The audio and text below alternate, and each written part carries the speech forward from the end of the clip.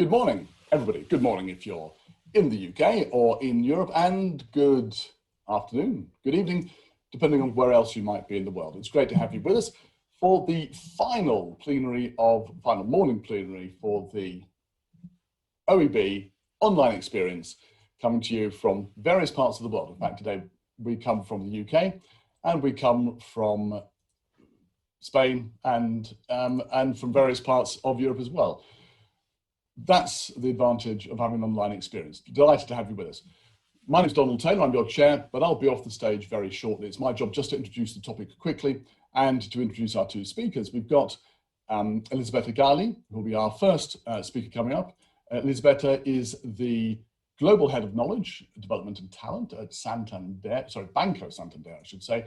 And she's based in Madrid. Guy Wilmshurst-Smith, Head of Network Rail Training. Network Rail is the body in the UK that runs the railway infrastructure and track. So it's a substantial, both of them have substantial responsibilities. And we're going to be focusing today on two things: the business of change, which Elisabetta will focus on, and the business of data, which Guy will focus on, but inevitably data and change are mingled together, and both will be dealing with both topics. We're going to start with Elisabetta, and then we'll move on to Guy. And please do keep your questions coming in the chat session. We'll store them up. We'll finish at about 30 minutes, 35 minutes. And then after that, I'm looking forward to having a conversation, sharing the thoughts of these two people who, honestly, I'm just delighted to have here because they have such a wealth of experience and insight into what it takes to be a learning leader today. So that's enough from me. I'm going to step to one side, hand you over to our first speaker, Elisabetta Galli from Banco Santander. Elisabetta, the floor is yours.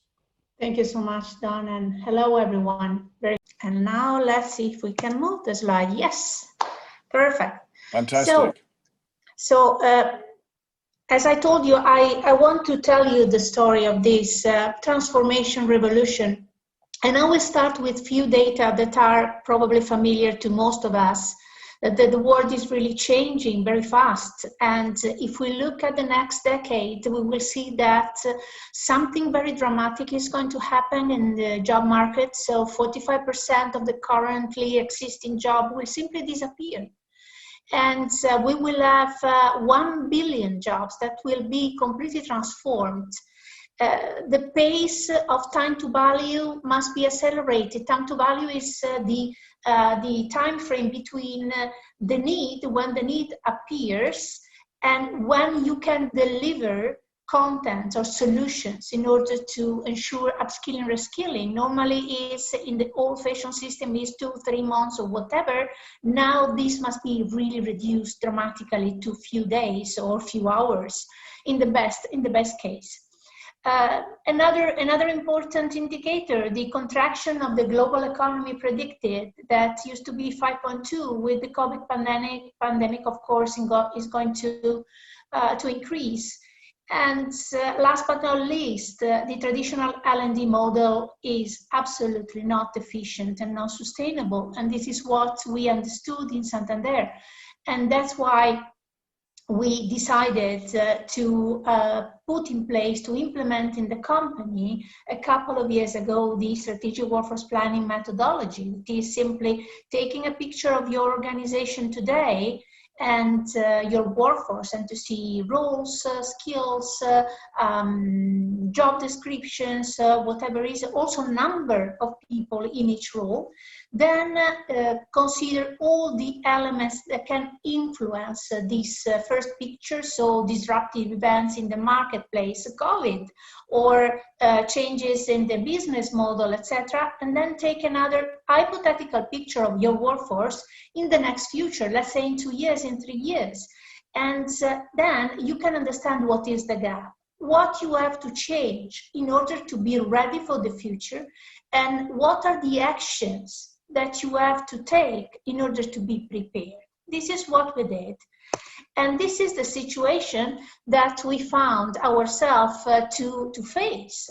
So we had 4 key issues to tackle. The first was to implement the global HRIS, because it might be strange to think, but Santander, that is a bank with 200,000 people around the globe, didn't have an HRIS in place. So we grew through acquisition and mergers, and so we used to work in silos and not to have an insight in the workforce, in the information in the different countries. And so we started implementing Workday to have a global HRIS. You know that Workday offered to the employees, when they enter the system, a kind of job profile with the critical skills they have to look at. And so we started working on the implementation of a global skill model, and in order to standardize the jobs across the globe. So just to give you kind of number of flavor, when we started, we had 30,000 different jobs in Santander. The landing point will be 1,500. So you can imagine the huge effort we are doing in order to get there. And then the third step, a natural step, was to identify the gaps between the skills you should display in your current job and job you aspire to, and the skills that you should, you have currently. And so immediately you can see a gap. We have decided to have 4 levels of ownership, from the one that is the basic, the foundational, up to the 4 that is expert. And so each employee can see the gap he or she has to fill in order to continue to progress, or simply to do their job in an optimal way. So this is more or less the model that we adopted in Global HR. It's a comprehensive and holistic approach in terms of strategy. So SWP exercises what is, let's say, the fil rouge, what we will do every year, every 2 years, in order to be sure that we know what are the critical skills for Santander. And linked to that, we have the skill model, so the job and skill global library that we have implemented. Then we have the Workday, the HRIS, that's as a direct connection with the skill model. And last but not least, the implementation of the new global learning ecosystem, embedding also a platform that will be the scope, the focus of this presentation. So it's not just technology. So when we embarked in this transformation, we understood very quickly that the technology piece, the learning experience platform, was indeed important for a company of our size. But in the end, importance is only 3%. Big importance on other items like the content strategy, the stakeholders management, implementing a new operating model for us finally to be able to work as a community and not as multiple countries completely isolated from each other. But the big piece is performance consulting. 40% of the equation means that we have, as L&D professional, to change the approach and to change the way we interact with our customers. And for that, we have to deliver and to develop first, and then to deliver completely new skills and way of working. So another important piece is the operating model. This is the core of the transformation of the L&D function in Santander. So data is the key word here. So everything should be measured, and we should implement a system and a decision-making process that is data-driven in the end. And so this circle that is kind of cyclical starts with the request for training, so the analysis of the demand, and here in this moment performance consulting is very important. Then to carry out a triage, so an educated analysis together with the customer, so with the business, in order to understand what is really the need. Is it a training need or not? Is developing or buying training content the right answer? And do we have the right data to make this decision? And then delivery. And as I said before, the delivery must be done in a very short time. So we have to forget the past and to forget the time to value we had last year, for instance. So let's move to Dojo. Dojo is the name of our new L&D ecosystem, and also the name of the platform we have adopted. is an IBM product that is called Your Learning, and we have selected this product particularly because it was the only in the market in that moment responding to some key requirements we had in our company, as first being a connector and not a new platform, in order to preserve everything we had at the local level at the different ecosystems, and then being multilingual. We in Santander, we had the need to deliver training in different multiple language, etc. Another technical feature I don't tell you because I don't want to be boring.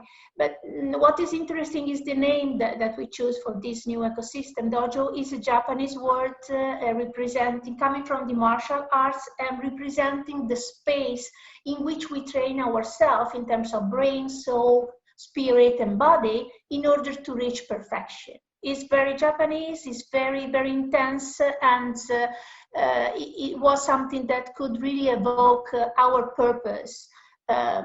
Setting up and starting this transformation. So what Dojo does is very simple. Dojo match people to skills through, of course, the platform and a very interesting and an excellent artificial intelligence support. And it matches person to learning through trusted sources that can be internal content, internal experience, Santander branded, but also external content that we buy or we curate coming from the external world.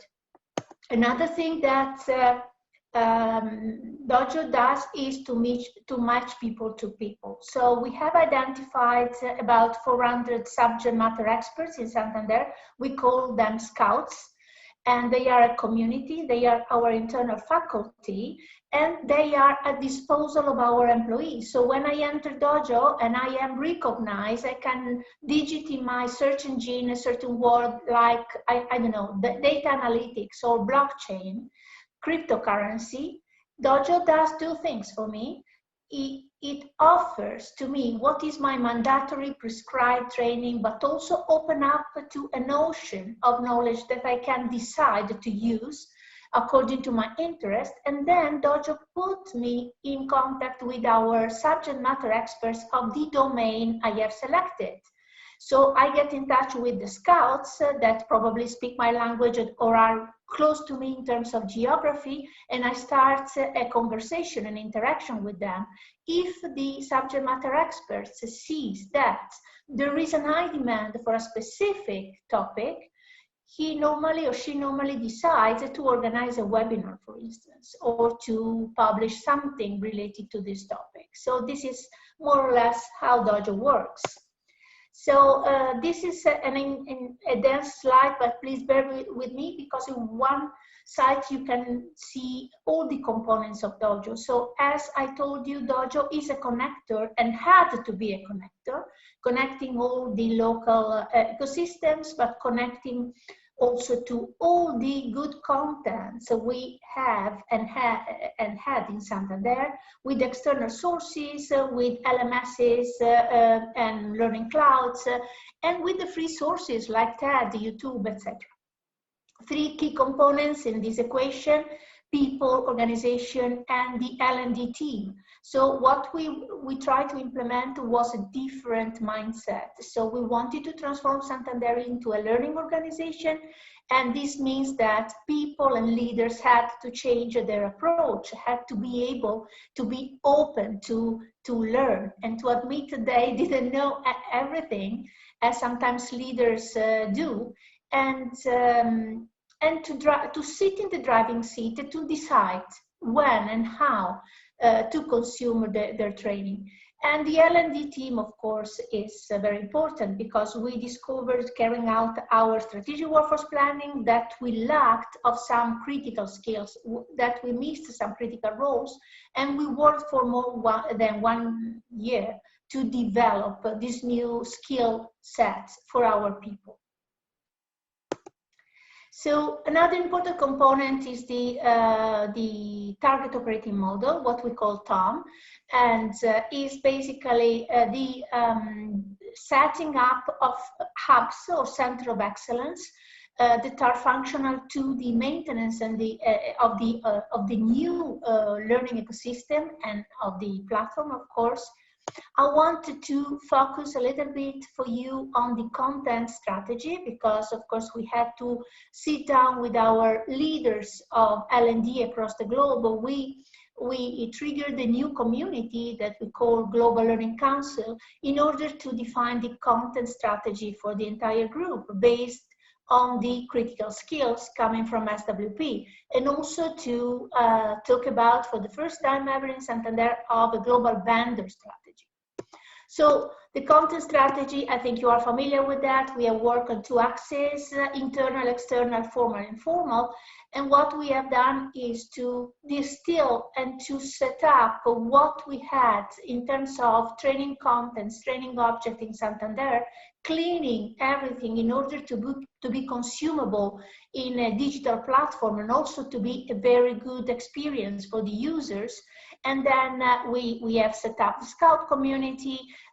We have experiences that can be provided through Dojo, like shadowing, like being applied for 6 months to a global agile process, etc., project, etc. And of course, in terms of external sources, everything is delivered by global vendors and by the open sources.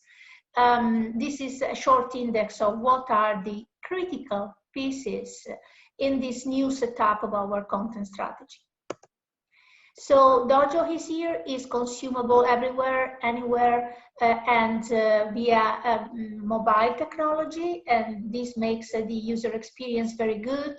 Is one-stop shop, so the employee enters and he or she doesn't realize that there are so many different layers of platform of sources. The experience is very smooth, is very pleasant. Through Dojo, the employees can get their badges, and as you know, a badge is something that stays with you even when you leave the company. And you can publish it in LinkedIn, can find all the contents and experiences to fill their gaps in terms of critical skills. We have reached already 80% of the skill coverage, and they can enjoy digital academies that we are building according to the key matters or areas or domains that are relevant to Santander, and so forth. So the idea is to take on board all the employees in the next year or so. We have already launched the MVP. We are ending the testing phase. So far so good, and by January we will start the scale up in order to be able to carry out this massive upskill and reskilling of our people in a short term. So just to give you an idea of the business case, with implementation of Dojo, we can save 25 million euros per year. So this is really something incredibly important for a company, especially in these times of budget restriction. This is my last slide. It's a kind of a reflection of something that we learn in this journey in Santander. The most important skills to learn is the ability to reinvent yourself again and again and again. That is connected to the learning attitude, to be able to accept, to step out your comfort zone, and to accept new learnings moments every day. Thank you so much for listening to me. Guy, the floor is yours. You want to go ahead and share your screen? It's Guy Wilmshurst-Smith, the head of training at Network Rail. Look, hello everybody. It's a real pleasure to be here. Here at Network Rail, we've started a journey on unlocking the potential of data analytics in learning, and we've made some progress. Indeed, starting is often, I think, the most difficult stage in these sort of things, but I do recognize that we've still got a very long way to go. I think if I was to misquote a famous politician, I would perhaps describe where we are as at the end of the beginning.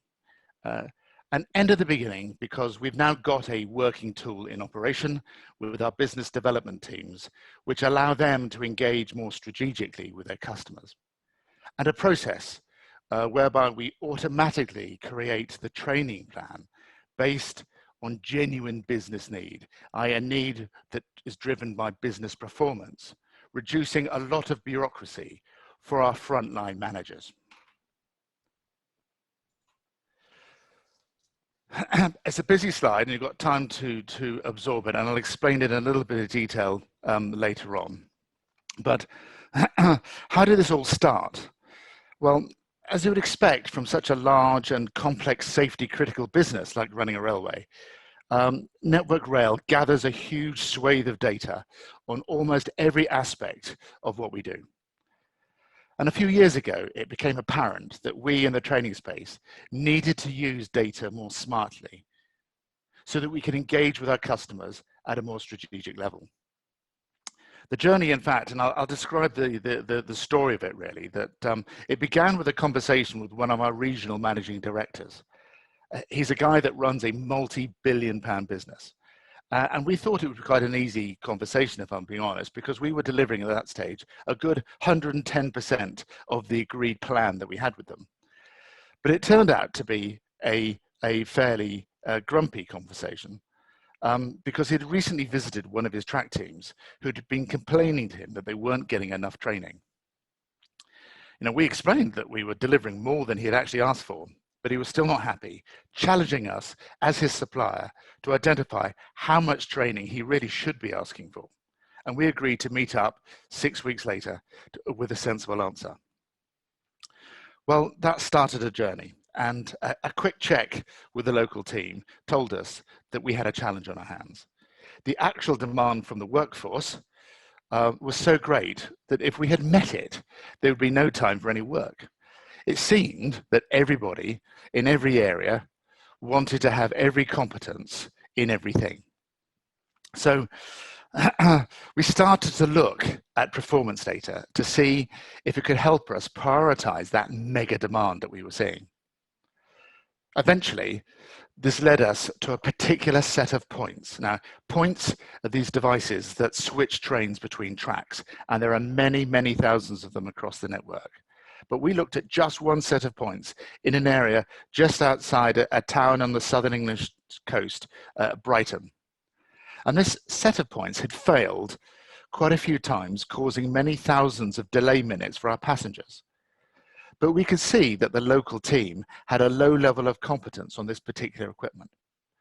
Interestingly, despite having a rather generous level of training spend, this was still not an area they were seeking to progress on. Why was that?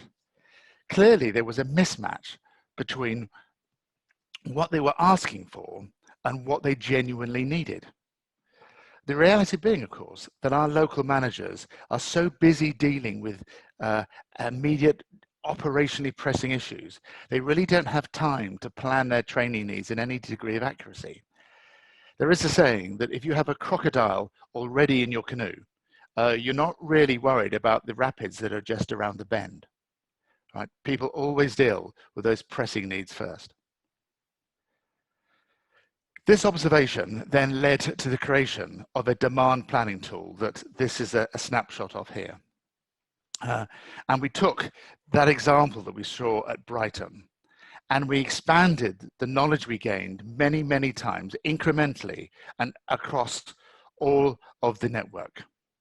The tool we created is a Power BI tool developed together with a technology partner that links performance to training demand, working in a logical sequence.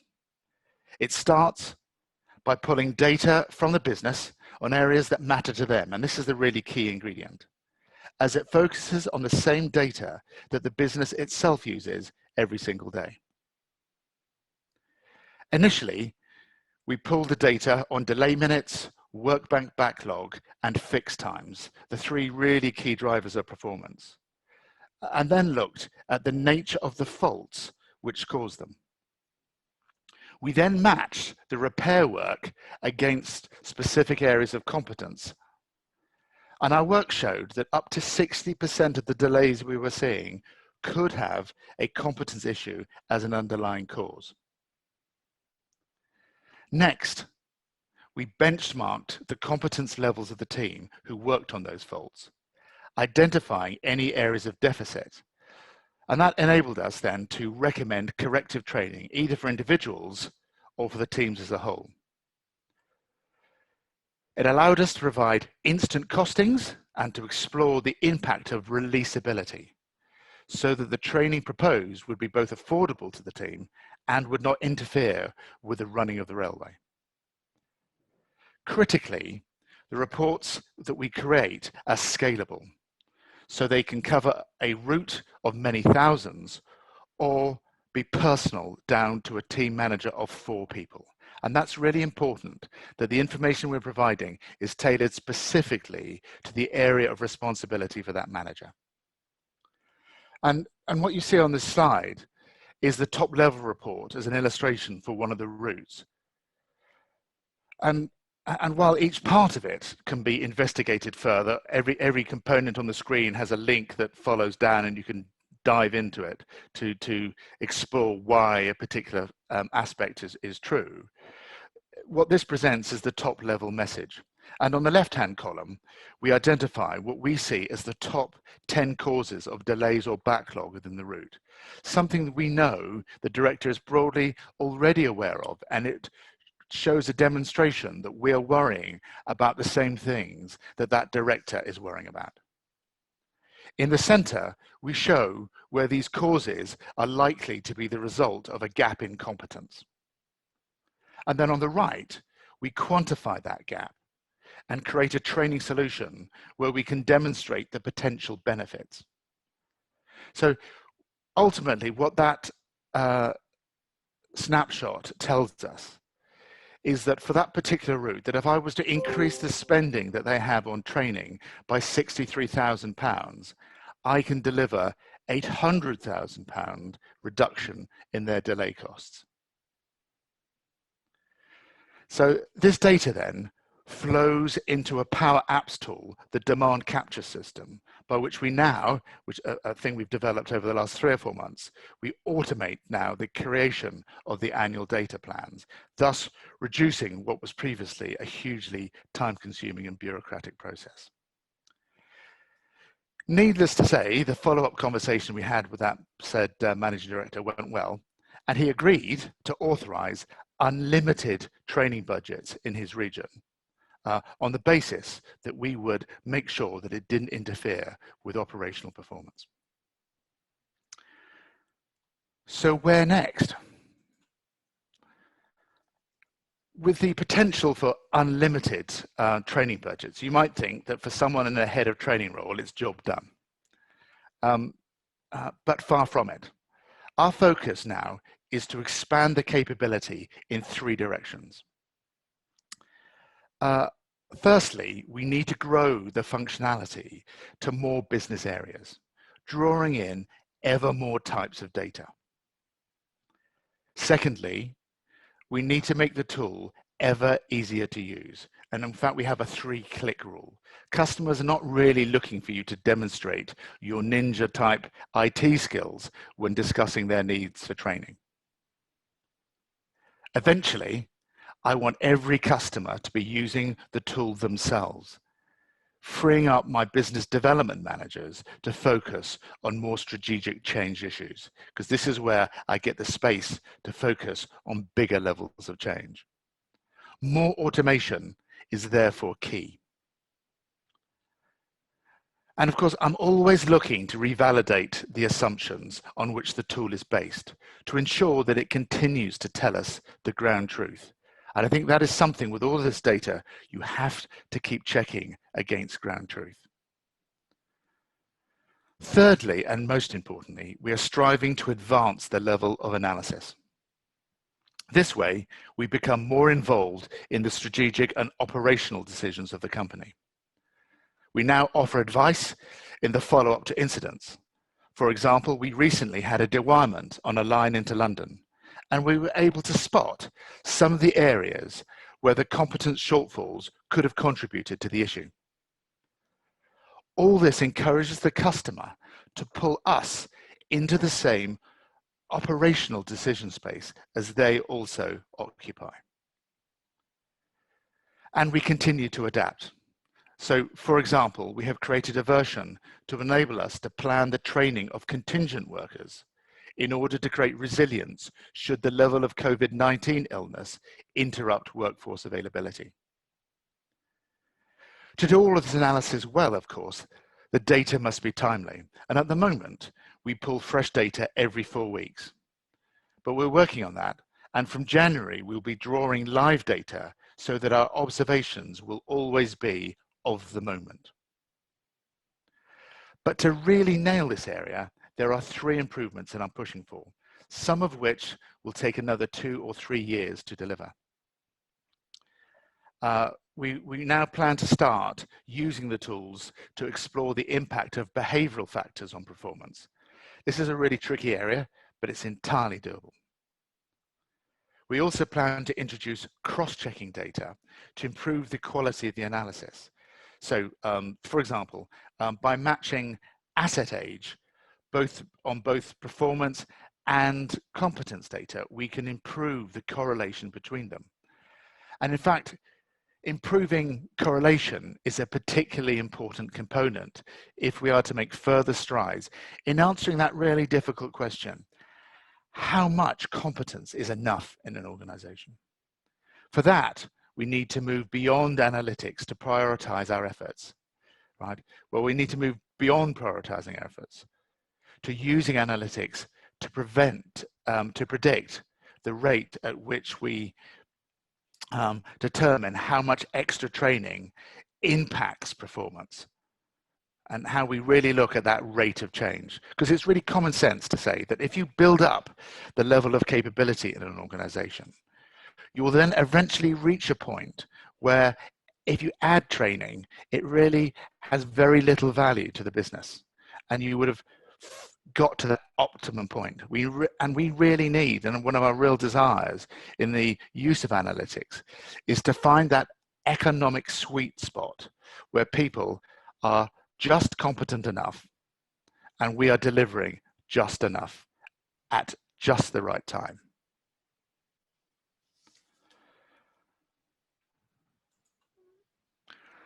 So let me just use this example here as my last detailed slide to explain what I mean by that. So this example looks at a signals and telecoms team working just outside a key London station. What our current tool tells us that in their patch over the last 4 years, they've had 1.1 million pounds worth of delays due to faults on various track circuits. Our tool tells us that they also have low numbers of people trained in the relevant skill. So now, through the demand capture system, we automatically add training to bring them up to the level required. We then look across all areas where we have track circuits, and we can see that over the past 4 years, there has been a historical correlation between increasing signal training for those track circuits and reducing track circuit failures. And that correlation seems to be about 47%, meaning that that intervention that we're currently putting forward should see a reduction in delay costs of about £600,000 every year. The next thing we need to do is then to track the progress on that training and to see how it matches the changes in performance. Now, of course, we're not doing it just for track circuits. We're doing it across over 1,000 other areas of competence. And the number crunching is really big. This is where we're bringing in machine learning to help us. We think that when the correlation factors start to shrink, that 47% starts to shrink to the sort of 20–15% category, that we'll be close to the point of optimum skill level. Now, there's a real subtlety here because we think, at least we suspect, that the factor will be different in different parts of the rail network, depending on the intensity of the way in which that track is used and the way in which those assets are being effectively managed. And making quantitative sense of such a complex set of variables is strategic gold dust for us and for our customers. Look, overall, it's been a really fascinating journey to start, and we're learning new things every day about data analytics, and I am not professing in any way to be an expert on this. But when would I think that we've really reached that point of success?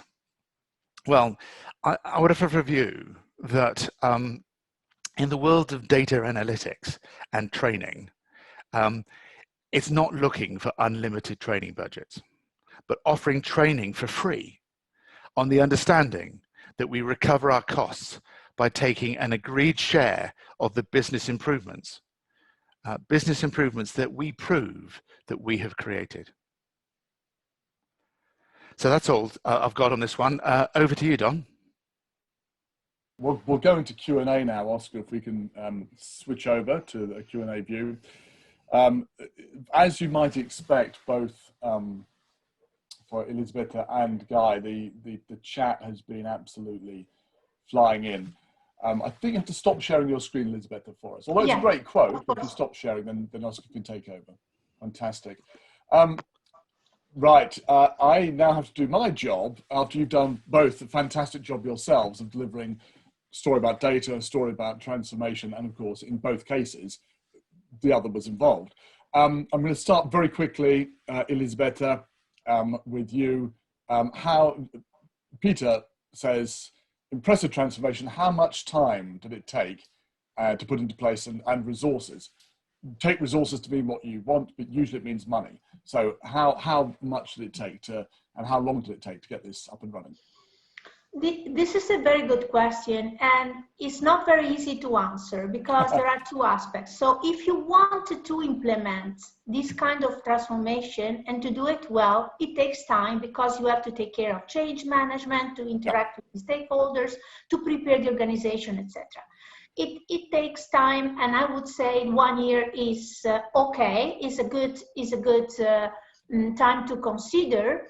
It's not the technology piece. Dojo is the platform. I mean, it's very simple. So if it was only the platform, it would have taken 3 months, 4 months. No, of course, it's much more than that. What is important though, and for us, this meant a little bit of issues and tears and blood to get to the point of launching the new ecosystem, is that you have to make sure that the interdependencies into the company, and I'm referring to the processes that can impact in the transformation, are aligned with the purpose. So it's important. We had underestimated that at the beginning, and this is my big lesson learned. Make sure that all the processes are aligned. Thank you, and thanks for being so honest about that. I think any project you go into, something is underestimated, and usually it's the people part. Every time I talk to people about an implementation, the thing is always, we could have spent longer with the people part. Guy, can I ask the same question to you? You talked earlier about it taking 18 months to get to that report you have. But coming back to Elisabetta's point, what are the lessons you've learned? What tips would you give to anybody who wants to try to change things in their organization? What have you learned on the way? I think it's very similar, actually. Making sure that you've brought everybody with you on that particular journey. You know, a lot of my customer-facing teams, my business development teams that are embedded with the frontline business, have struggled a bit, if I'm honest, to get their head around using data and really helping the customer identify what they need. They've worked for years in a mode where what they've done is, you know, the art of going to listen to the customer, find out what they want, and feed that back. And why would they not just continue to do that? You know, the customer is always right. Well, they may be always right, but you can help them be even more right in what you do. And sometimes what we were finding was that the opinion of what was right was quite different in different layers of our customer groupings. And so I had to meet the needs of one of the managing directors, if you like. The requests from the ground were slightly different, and we were having to achieve harmony across an organization that didn't necessarily sometimes have complete harmony within it. So there's understanding, there's the switch from the traditional approach, here's the menu, what you want, to a much more consultative, performance consulting, as Elisabetta was saying, approach. And then there's also this business, probably a little bit of diplomacy and understanding and pulling people along with you when you're making a change program. You still want to head in the right direction, but you can't, you're never in a position of forcing people to do it, are you? Yeah, never. And it's a little bit like sailing a yacht. You have to sort of move zigzag to head into the right winds. I love that as an analogy. Absolutely. You have to tack and go backwards and forwards. You end up going in the right direction, but you have to go with the wind. Again, the question which, and I'm trying to group things together thematically, both Alexander and Laurelyn asked the same sort of question, but in different ways. To you, Elisabetta, but again, a guy that I think this applies to as well. You talked about using subject matter experts. You talk about having the scouts as well. They sound great. Do they have contracts? Do you have a guaranteed amount of their time? How do you get these people to work for you? So they are employees of the company, and they were already naturally selected as internal faculty. So normally they were the people giving classes internally. Very often they give classes also outside.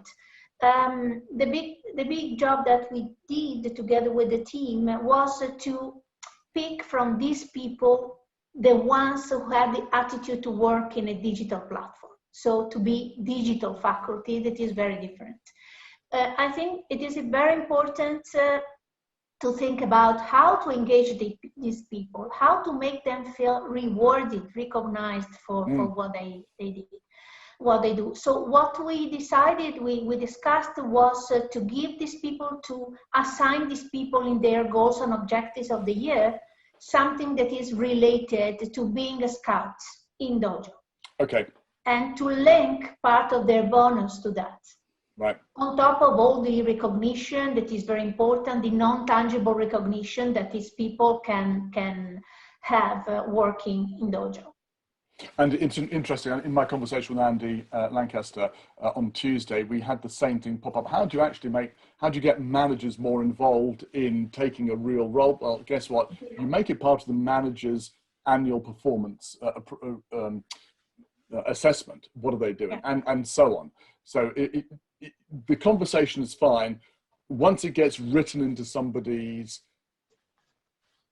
view of how they perform their job well, then you're in a position whereby I think it stops becoming something that's a matter of discretionary effort that they cannot do if the job takes over. It's something they have to do as part of their job. Guy, do you have to work, you presumably work with subject matter experts all the time in Network Rail. How do you pull people in to help you?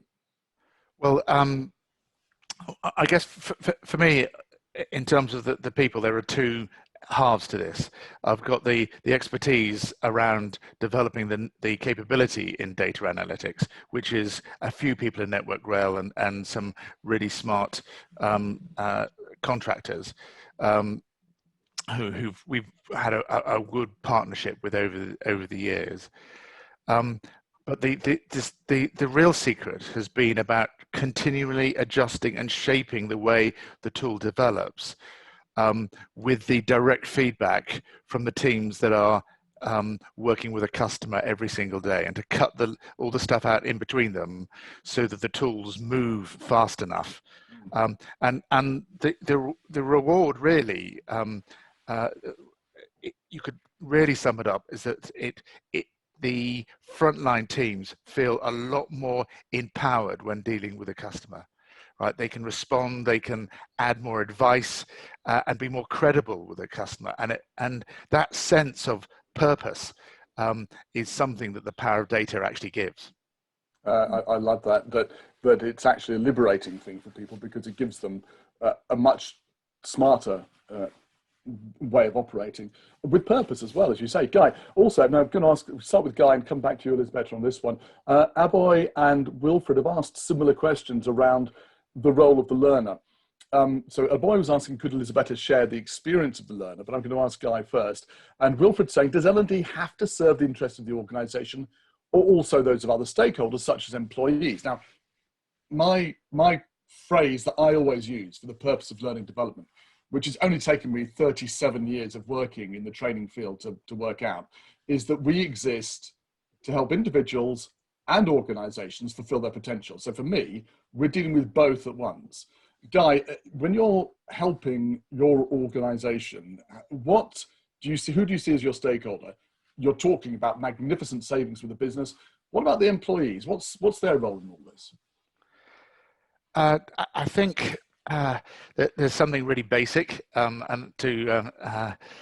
that generally speaking, our frontline employees get paid more, frankly, for the more skills that they hold. So they have a direct incentive on that account. But I think one of the really important, often unstated piece is that one of the absolute joys of our business is that people take pride in knowing more and being more capable in their work. Yeah, right? It's a human quality that is often unsung, but I find it's a complete truth. And if we help them on that journey, they feel empowered every single day. They feel more confident about what they're doing, and they get more job satisfaction out of it. So it needs very little incentive for the employees, this one. So it's a combination of the immediate monetary, but also, as you say, learning by itself actually gives you motivation and the feeling of pride of doing your job well. We all want that, don't we? We have loads and loads of different contracts across the railway because of its history. Some directly get paid more money for the skills they have. There are people that don't, that just, it's not part of their contract. I don't find the pay is a significant factor in that. Actually, this is about personal empowerment, personal confidence, and personal capability. Lovely. Thank you, Guy. Elisabetta, what about the employee? Well, for us, the employee has always been at the center of the equation, the center of our plan. Putting the employee at the center in the driving seat has always been our mantra. And everything has been thought and designed in order to ensure the employee to have a very good experience. Having said that, it is clear that when I talked about manage multiple stakeholders, is that you have to take care of the company and take care also of the internal customers, the leaders, the business leaders. So it is important that everyone interacts with the platform of the new ecosystem, can see a value and can see something that is important and relevant. A value for them. Exactly. So you have really to be able to give value to all the stakeholders implied in this transformation. Of course, the employee is let's say the natural person we think about, because it's the employee who needs to be upskilled, reskilled. So you have to be balanced. But ultimately, of course, the employee is the arbiter. You cannot force people to happily use a system, and if it's not working well, and as you said, they don't see value in it, they're not going to come back, and that's just the truth. Yeah. A quick question about the percentages on one slide, which we had come in from Chris. Chris is an engineer, Christina, and she always sees things from a data point of view. There was a slide with a chap with a laptop and a whole bunch of percentages. The percentages didn't add up to 100%. She was a bit concerned about that, Elisabetta. Are they supposed to add up to 100%? I'm not surprised. This happens. I'm sorry for that. All right, well, there we are. That's a straightforward, it happens. Okay, let's come back to this question of competency. Guy, I asked that question right at the beginning. I want to come to that in a second, but Aboy has phrased it in some way. He says, should managers be rewarded by the growth of their employees as expressed by the employees? And I'm going to turn this around slightly, Elisabetta, and say, you spent a lot of time defining skills groups, families, and so on. How much of a role has the employee got in that? And what's the process you go through? So When we implemented the global skill model, the global skill catalog, you are right, it has been a huge effort involving a lot of people. It took a village, actually. And so the first thing was to analyze the outcomes of the strategic workforce planning together with the business leaders in order to have that validated. Then we sat down with the skill experts that were nominated by the business leaders in order to validate the skills connected with each job. And we did it department by department. So after all these efforts, we distilled, let's say, common jobs or global jobs, so jobs that can be the same in all the geographies, and the critical skills related to that. And so it has been... It's a huge task. It's a huge task. It's a huge task. I've done this with organizations. But it's a huge task, especially because you have to engage and involve many people. Yeah, that's the problem. I've been involved with this where you've had people across 11 time zones, you're pulling them all together, and they all have a different idea. And at the end of it, you have to boil it all down to something which I say is simple enough to be usable, but complex enough to be useful. And there are always people who want to make it more complicated than it needs to be. And you have to charmingly and diplomatically pull everybody back in line and then end up with something that everyone can accept, don't you? Yeah. And something very nice that I want to share is that when we sat down with the business leaders, with the skill experts to link skills to jobs, we had to fight a little bit to push back, because instead of staying into the frame of 10, 12 skills, with some people we got to 35, you know. So you have to say, okay, are you sure that this is really super relevant? And so it has been an education effort. There we go. Guy, does this sound familiar? This how the complexity of understanding people's competencies? It's pretty much the theme of the hour, really. Actually, I think that there is a great and deep challenge across all of the learning world to try and get things to be simple enough, but also to make sure that it's fair and equitable for all the people that you've got within your teams. We all know that there are people that you see regularly, the course professionals, who find themselves booked onto every single course, right? And others dip out. How can we make sure that actually we are developing the real potential of the people that may perhaps sit in the background a bit? And some of that comes about having a really transparent system for people and an easy way of them to access it. When you say transparency, are people able to view their own data on the system?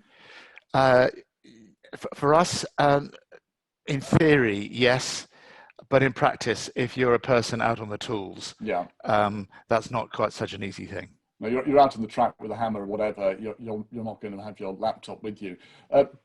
We're getting close to the end now, and honestly, we could keep going for another half an hour, and I love this topic. We're very lucky to have two people looking at the same thing, transforming a business from two slightly different but ultimately linked perspectives. It's fantastic. Quickly wrapping up, who decides on the skills gap? This is a question from my boy. He posed to you, Elisabetta, but actually I'm going to pose it to both of you. And then Martin said, how do you measure skills? Is it by the training, or is it by observable behaviors in the workplace, for example? So let's start with Guy, move to Elisabetta, and we'll probably wrap up. So Guy, who decides on the skills gap and where it exists, and how much of a role does the employee take in that? And who decides on the skills people have got at the end once they've gone through some training? So we're a regulated industry, and we have big engineering teams, and they look at the engineering system to decide what level of competence is required to run a big, heavy engineering system in the main, and there's the same within the operations space. So there has to be some overview about producing a system that works in an integrated way.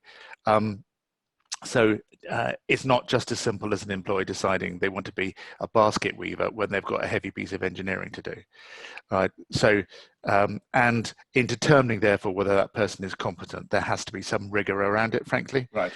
So yes, a bit of training. Look, people's lives are at stake here, aren't they? They are, and you know, you can't be too pink and fluffy on that stuff. Yeah. at the same time, it is ultimately their boss that needs to determine their behaviours on the ground to tie up their skills with the way in which they employ them. Now, just to be clear here, when you say their boss determines, they don't pick it out of the air. I'm assuming they've got a list of observable behaviours and they check it off. Absolutely. Right. I just want to stress this point because I see too many competency frameworks or views of people's skills that revolve around things that cannot be seen.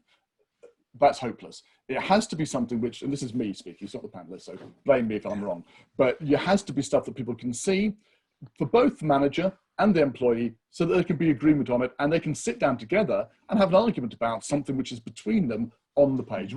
You're nodding your head furiously, Elisabetta.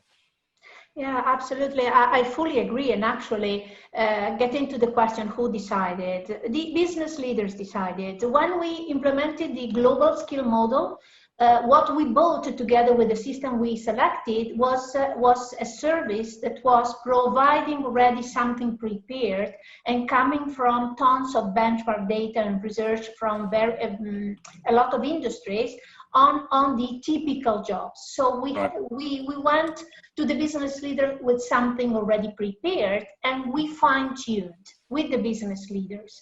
The good thing is that every 3 months the system provides us with the updates, if any, in the market. So business leader decided. Another important point that you already raised is when you discuss with your manager about that, because this is the moment of truth. This gave us the possibility to give a huge sense to the middle-ear conversation between boss and employee, in which you sit down with your boss and you said, okay, these are my critical skills. You gave me a 2 and my self-assessment was a 3. Can we discuss about that? And you're having a discussion around stuff that's in black and white. Yeah. Look, I love what you brought to the event. Thank you. You've got this combination of passion rooted in a rigorous approach to things, and you're doing great work in both of your organisations. Thank you so much, Guy Wilmshurst-Smith and Elisabetta Galli from Banco, Santander and Network Rail. It's been wonderful having you here. I want to say also thank you to the audience. We've had a fabulously busy chat session. A lot of people really pitching in for getting a bit of detail, wanting to know what's behind it, and also flying the flag for the individual learner themselves. So thank you everybody in the room. I've enjoyed being here immensely. I just wish we were here together physically and we could all go and get a cup of tea next. Maybe next year in Berlin. I'm going to say, thank you very much, everyone. Bye from London, bye from Madrid, and bye from wherever you are, Guy. I don't know. It's been a pleasure. Thank you. Bye. Gotcha. Cheerio now. Bye. Bye.